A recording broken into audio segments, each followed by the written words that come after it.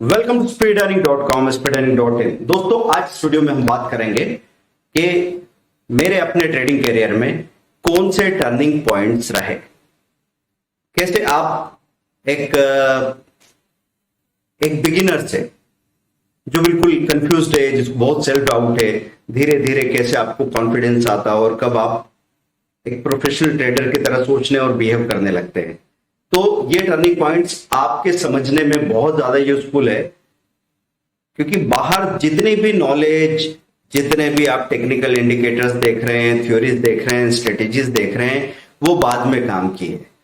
सबसे पहले आपके अंदर ये बिखराव खत्म होना चाहिए, सेल्फ डाउट जाना चाहिए, खुद पे जो संदेह है वो खत्म होगा और फिर भरोसा आएगा। तब जाके आप हर चीज का इस्तेमाल गलतियां करते करते, गलतियों को सुधारते सुधारते तब तक करेंगे जब तक कि आप सफल नहीं हो जाते।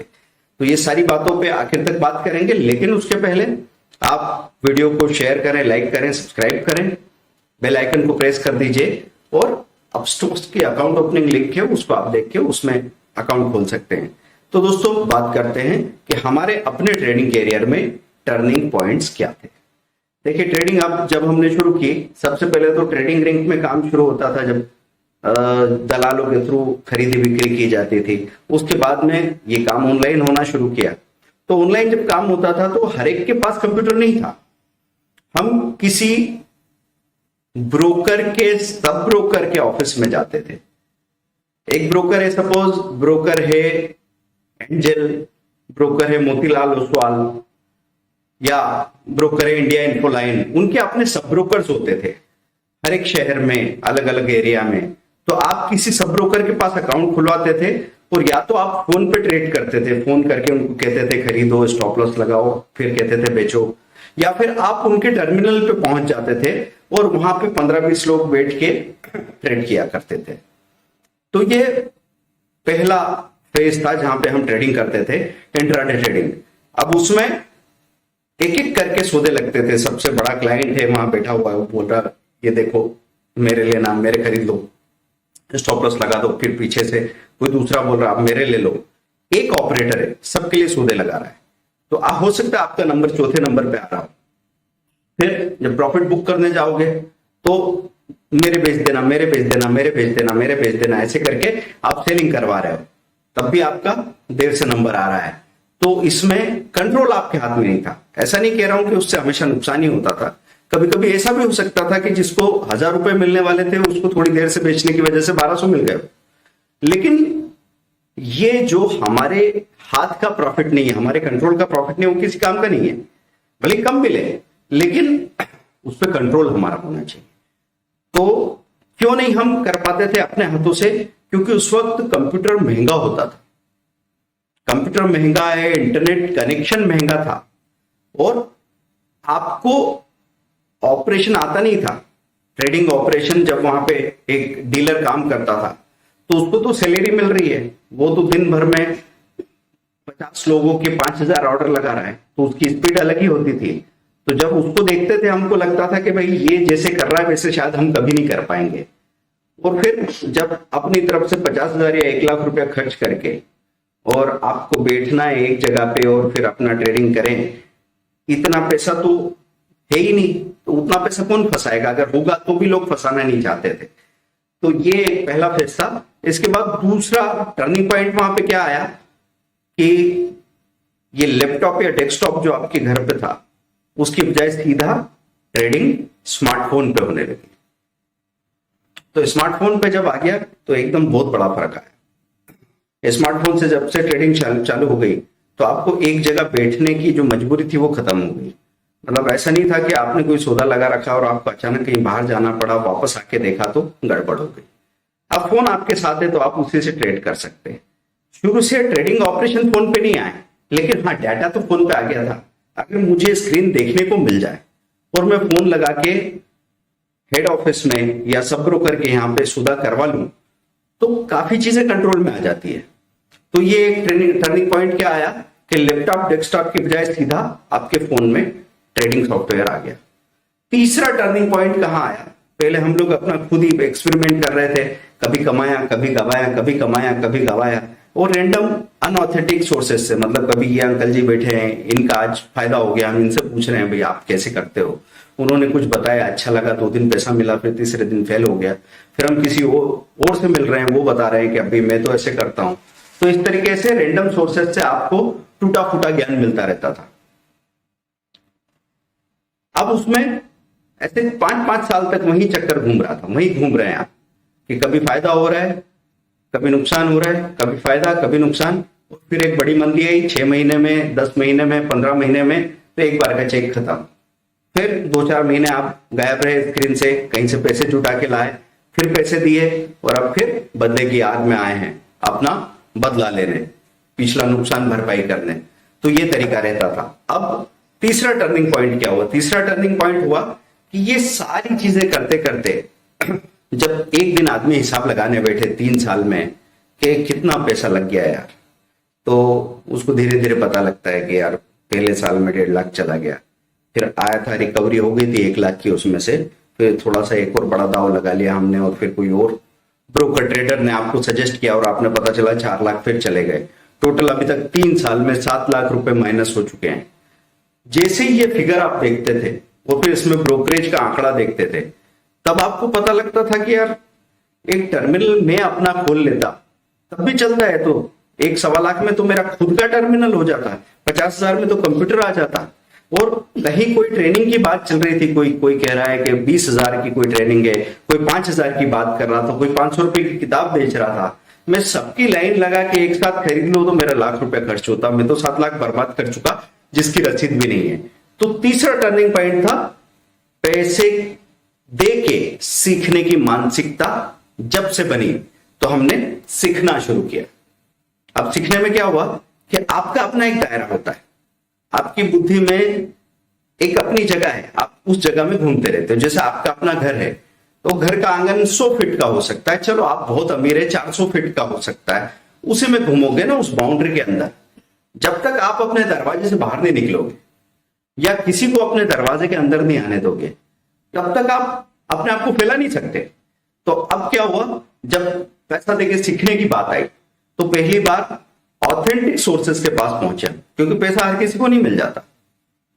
आप भी जब किसी को पैसा देते हैं तो 25 बार सोचते हैं, आपको ऐसा लगता है कि चलो इस पैसे के बदले में ऐसा कुछ तो मिल रहा है कि देखेंगे, मतलब वैल्यू वाला लगता है, थोड़ा ढंग की चीज मिल रही है, काम आ सकती है, ऐसा सोच के। तो ऑथेंटिक सोर्सेस के पास गए और फिर हमने ढूंढना शुरू किया ऐसे लोगों को जो नेशनल लेवल पे, इंटरनेशनल लेवल पे सक्सेसफुल है। तो वहां से जंप लगने शुरू हुए, वहां से आप थोड़ा आगे बढ़ना शुरू होते हैं, वहां से कुछ ऐसे टर्मिनोलॉजी आपको पता लगने लगते हैं जो अभी तक आपके आसपास के लोग बोलते भी नहीं थे। तो वो सारी बातें देखना समझना आपने शुरू की, और फिर आपको वैसे अचीवर्स की कहानियां देखने को मिली। तो अभी तक तो हमारे दिमाग में एक ही बात थी कि शेयर मार्केट से कोई पैसा नहीं कमा पाया, और शायद ही कोई कमा सकता है। मैंने तो अपने आसपास किसी को देखा नहीं। हाँ, ये ब्रोकर लोग बनाते हैं पैसा। फिर भी अपन काम में लगे पड़े थे और ऐसा लग रहा था अगले 10 साल 20 साल भी ये छूटने वाला तो है नहीं। अब वहां पे जब पहुंच के आपने ये सीखना शुरू किया, तो आपको ये मालूम पड़ने लगा कि हम जो अपने दिमाग से सोचते आ रहे थे ऑब्जर्वेशन में, टेक्निकली अप्रोच बिल्कुल उल्टा ही होता है। जैसे मैं बोलता हूं ना कि पॉजिटिव ब्रेकआउट पे आपको खरीदना चाहिए, जबकि एक आम आदमी कहेगा कि बढ़ने पे बेचना है, घटने पे खरीदना है, तो नेगेटिव ब्रेकआउट पे वो खरीद लेंगे। ये गलती हो सकती है।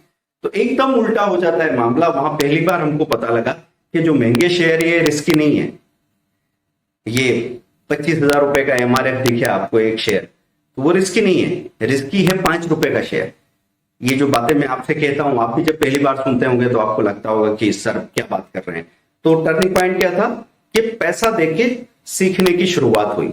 और मैं कभी नहीं कहूंगा कि भाई पैसा दिया है आपने तो हर जगह से आपको पैसे के बदले में वैल्यू सही मिलेगी। ये किसका काम है कि सही आदमी को ढूंढना? तो आप जाएंगे, आप प्रयोग करेंगे, 10 लोगों को पैसा देंगे, उसमें से 6 लोगों का नॉलेज अच्छा हो, 4 लोगों का नॉलेज में कोई दम नहीं हो सकता, वो रिपीटेड हो। लेकिन मैंने अगर 6 लोगों को 10 लोगों को 1 लाख रुपया दिया और 6 लोगों की नॉलेज की वजह से 60,000 का 2 लाख बन गया, तो फिर मुझे उस बात की चिंता नहीं करनी कि 4 लोगों से मैं धोखा खा गया। हमेशा बिजनेस में इसी बात का ख्याल रखना जब भी आप कपड़े की दुकान लगाते हैं तो अगर आपने ये सोचा कि मैं जितने भी शर्ट्स पैंट या टी शर्ट्स ला रहा हूं ये सारे के सारे बिकने चाहिए, और जब तक ये सारे नहीं बिकेंगे नया माल नहीं आएगा, तो फिर आप दुकान नहीं खोल सकते। हर एक व्यापारी को पता है कि डेड स्टॉक आएगा, हर एक व्यापारी को पता है कि जिस पीस को मैं ये सोच के लाया था कि ये बहुत चलेगा उसको कोई हाथ भी नहीं लगा रहा है। उनसे वो गलतियां हो सकती है। तो कोई ऐसा होशियार आदमी जो चाह रहा है कि मुझे कोई बेवकूफ ना बनाए, जो ये चाह रहा है कि मुझसे कोई गलती ना हो, जो ये चाह रहा है कि मुझे हमेशा अपने 1 रुपए के बदले 5 रुपए मिले, उसका पैसा पड़ा पड़ा सड़ जाएगा, वो कुछ भी नहीं कर पाएगा। तो पेड लर्निंग ये टर्निंग पॉइंट था। अब इसके बाद एक और पॉइंट क्या आया कि अब हम तरह तरह के टेक्निकल्स को समझने लगे। तो टेक्निकल इंडिकेटर्स में जा रहे हैं, कभी इस इंडिकेटर का इस्तेमाल कर रहे हैं, कभी मैकडी के दीवाने हो रहे हैं, कभी आरएसआई के दीवाने हो रहे हैं, कभी बोलिंगर बैंड पे जा रहे हैं, तो कभी कैंडलस्टिक के नए नए पैटर्न निकल के आ रहे हैं, मोरोपोज चल रहा है, केनाइश चल रहा है, सब एक के बाद एक। फिर मूविंग एवरेजेस के बारे में लग रहा है 50 डीएमए या 200 डीएमए या गोल्डन क्रॉस या 50 डीएमए के बजाय ईएमए करें क्या, एक्सपोनेंशियल मूविंग एवरेज, ऐसे चल रहा है। चलते चलते चलते आप डाटा को ऑब्जर्व कर रहे हैं, एक अच्छा बहाना मिल गया आपको। लेकिन असली फायदा किस चीज से हो रहा था? डेटा को, मार्केट की प्राइजेस को, चार्ट्स को लगातार ऑब्जर्व करने से। किसी एक इंडिकेटर के भरोसे हमको सॉल्यूशन 100% मिल पाया ऐसा नहीं था। देखिए, इंसान का दिमाग ऐसा होता है कि जिस किसी चीज को वो कम जानता है उस पर वो ज्यादा भरोसा करता है। तो पहली बार जिस भी इंडिकेटर को हमने जाना तो दीवाने हो गए, हमको इतना भरोसा हो गया कि बस अब ये मिल गया, अब तो कुछ चाहिए ही नहीं। लेकिन थोड़े थोड़े दिनों में फिर मामला फेडअप होता चला गया। फिर धीरे धीरे हमको, जब उसको ज्यादा जानने लग जाते हैं तो हमको उसके लूपहोल दिखने लग जाते हैं।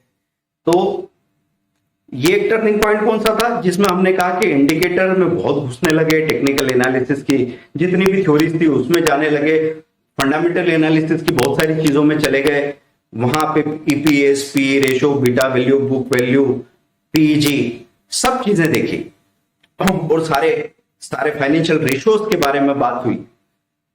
लेकिन फिर इसके बाद एक अगला स्टेज आया।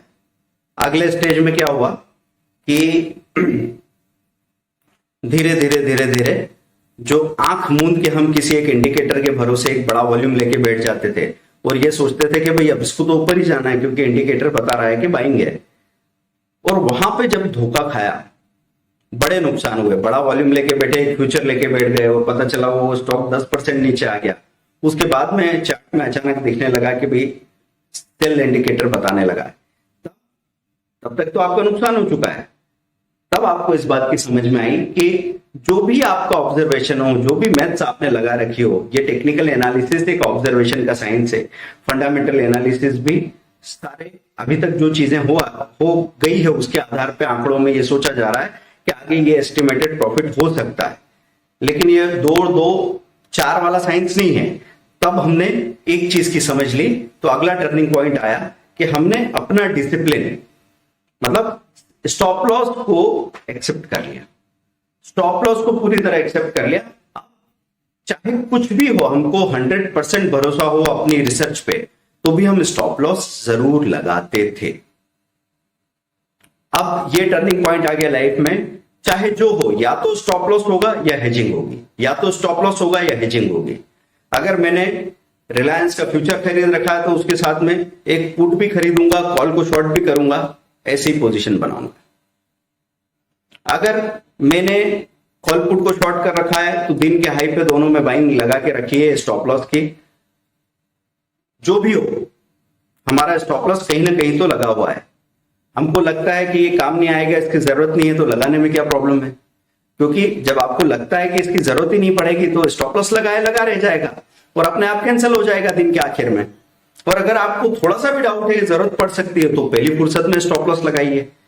तो दोस्तों, समझदारी एक ऐसी चीज है जिसमें कभी भी कुतर्क की गुंजाइश नहीं होती। समझदार लोग बहुत देर तक बहस नहीं करते।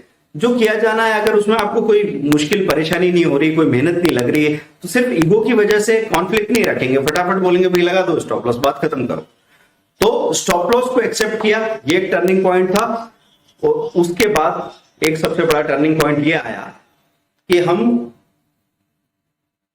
इन सारी चीजों से, ये टेक्निकल एनालिसिस, इंडिकेटर और इन सब से बाहर हो गए और अब अपना इंट्यूशन और स्पॉन्टेनिटी काम करने लगी। सारी चीजों को जानने के बाद जब आपके भीतर एक बात ये समझ में आ जाती है कि देखिए सब कुछ अनिश्चित है और अनिश्चितता में आपको दोनों तरफ का इंतजाम करके रखना है, अपने वॉल्यूम को कंट्रोल में रखना है और अब आप अपना टाइम डिसिप्लिन और टारगेट डिसिप्लिन रखेंगे। इस पर्टिकुलर टाइम पे ट्रेड करो, जहां मूवमेंट आते हैं। दिन भर बैठे रहने से कुछ नहीं मिलेगा और अनलिमिटेड चाहने से लिमिटेड भी नहीं मिलेगा। मतलब आप सोचोगे कि कितना फायदा होना चाहिए, कि कितना फायदा चाहिए आपको बाजार से, तो क्या लगता है हमारे दिमाग में क्या बात आती है, जितना है उतना दे दो, हमको कहां मना है। लेकिन जितना बड़ा अनरिजनेबल फायदा आप चाह रहे हो उसके साथ ही उतना ही बड़ा अनरिजनेबल लॉस आपको हो सकता है। तो इसलिए हमेशा ध्यान रखना होगा आपको कि मैं अपनी कैपिटल क्या लेके आया। 1 लाख रुपए है, उस पर आधा % रोज का मेंटेन कर लो, अपनी स्किल को बढ़ाओ, ज्ञान को बढ़ाओ, 1% पे चले जाओ, धीरे से 1.5% चले जाओ, 2% चले जाओ, 3% तक चले जाओ। लेकिन 1 लाख रुपए पे हर दिन मैं 15% कमाऊंगा, अगर ऐसा आप सोच रहे हैं तो फिर आप एक ऐसी चीज सोच रहे हैं जो आपको कभी सफल नहीं होने देगी।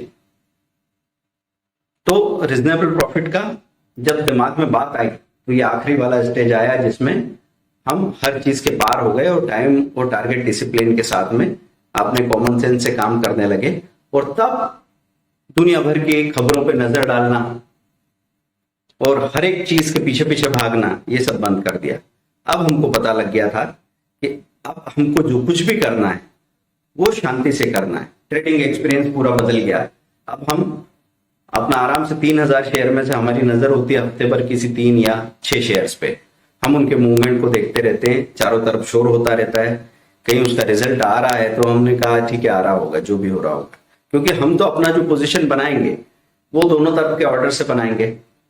और ये देख रहे हैं कि पिछले 3 दिन से ये 3 शेयर गिरते चले आ रहे हैं और ये 2 शेयर भाग भाग के बहुत ऊपर चले गए। तो उन 3 शेयर्स के रिवर्सल पे नजर है, इन 2 शेयर्स के भी रिवर्सल पे नजर है, ऊपर से नीचे आने पे ऑर्डर लगा के बैठे हैं। जब वो ऑर्डर एक्टिवेट होगा अपने आप ट्रेड एक्टिवेट हो जाएगा। फिर देखेंगे रुकना है या फिर अभी निकल जाए, अभी फॉल्स ब्रेकआउट आ रहा है या रियल ब्रेकआउट आ रहा है। मतलब ऐसा नहीं कि हमने जो कुछ भी सोचा वो सही होगा और होना ही चाहिए, इस बात से भी बाहर हो गए। अपने ईगो से बाहर हो जाइए, क्योंकि बाजार का चलना, बाजार में पैसा कमाना ये आपके बारे में नहीं है। यहां जो चल रहा है उसके साथ उसकी गति से शामिल होंगे तो आप पैसा बना सकते हैं। तो दोस्तों ये टर्निंग पॉइंट्स हमने आपको बताए अपने ट्रेडिंग कैरियर के। इस पे विचार करना, जितना गहरा विचार करेंगे उतना आप सीख पाएंगे। तो सबसे पहले क्या बात कही थी, हम लैपटॉप या डेस्कटॉप के साथ काम करते थे शुरुआत में, किसी सब ब्रोकर के यहाँ पे 15-20 लोग इकट्ठे होके। फिर फर्क क्या आया, स्मार्टफोन पे आपको रेट दिखने लगे, बाद में स्मार्टफोन पे ट्रेड होने लगे, तो मोबिलिटी आ गई, आप कहीं से भी काम कर सकते थे और सही समय पे काम कर लेते थे। मतलब 9:15 से 9:19 का ट्रेड करना है, सिर्फ आपको 9:04 में पूरे दिन का काम करके बाहर निकल जाओ। तो उसमें आप ये नहीं कह सकते कि यार वो ट्रैफिक था और मेरी गाड़ी पंचर हो गई थी, वो सब कुछ नहीं। आप रास्ते में साइड में खड़े होंगे, 9:12 पे 9:15 पे ट्रेड लगाएंगे, 9:19 पे ट्रेड प्रॉफिट बुक करेंगे और बस फिर वापस घर आ जाओ, कोई दिक्कत नहीं। फिर तीसरा पॉइंट क्या बताया था हमने आपको कि इसके बाद ये जब हो गया तो पेड लर्निंग शुरू की हमने, पैसा देके सीखना शुरू किया। फिर चौथा टर्निंग पॉइंट ये था कि टेक्निकल फंडामेंटल एनालिसिस को समझने लगे, उसमें बहुत ज्यादा ऑक्यूपाइड हो गए, उसमें बहुत ज्यादा घुस गए। उसके बाद स्टॉप लॉस की महत्व समझ में आया कि कितना भी टेक्निकल एनालिसिस पता हो लेकिन स्टॉप लॉस से नहीं बचना है, स्टॉप लॉस या हेजिंग हमेशा चाहिए, वो हो गया। उसके बाद टर्निंग पॉइंट क्या आया, उसके बाद टर्निंग पॉइंट ये हुआ कि हम इन सारी थ्योरीज से, फंडामेंटल टेक्निकल एनालिसिस की, दुनिया भर की बाजार की खबरें, दुनिया भर की किताबें, उस सब से बाहर होके अपनी स्पॉन्टेनिटी, अपने कॉमन सेंस और अपने इंट्यूशन पे काम करना सीख गए। अब हम उन 3000 शेयर के बजाय 3 शेयर पे नजर रखते हैं और एकदम से अभी जल्दबाजी में नहीं रहते कि अभी के अभी 5 मिनट में कौन भागेगा। हम तो धीरे से ये देखते रहते हैं कि पिछले 5 दिन से कौन गिर रहा है, पिछले 3 दिन से कौन भाग रहा है, वो पलटे उसमें पैसा बना ले और उसके बाद फ्री बैठे। तो वो जो ओवर ट्रेडिंग का काम था वो खत्म हो गया। अब तसल्ली से बाजार में काम करते हैं कोई भी बड़ा धोखाबाजार आपको नहीं दे सकता, क्योंकि आपने उसके लिए रास्ता नहीं छोड़ा है। तो दोस्तों, जितना भी आप हमारे साथ सीखना चाहते हैं सीख सकते हैं www.speedearning.com 8381021346 8693993998